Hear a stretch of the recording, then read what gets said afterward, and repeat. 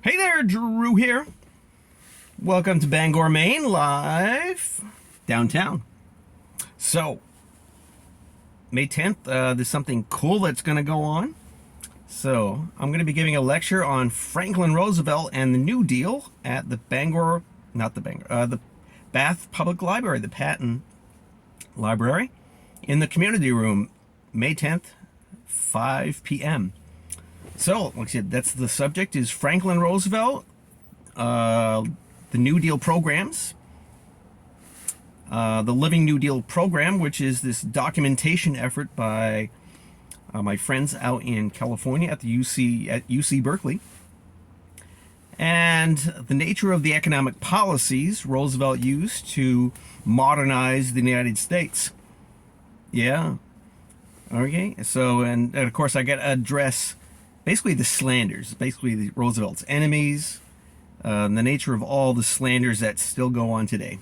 Because that's just the nature of, anybody who's visionary, like Roosevelt was, gets attacked. Because right here, I'm reading the old Bangor Daily News articles from that time, and it's a very right-wing newspaper, extreme so, because on one side, there's just coverage after coverage after coverage of how Roosevelt was a danger to the country, and he could put in, destroying the Constitution, and he's a communist, and he's a socialist, and it's that kind of nature. Even though, like, they do cover what he was building at that time, which is good, because that's what I need to find out what kind of things he was building, right, with his programs, the sewer projects and the sidewalks and the parks and all the stuff he was building that helped people get through that period, because they got some work,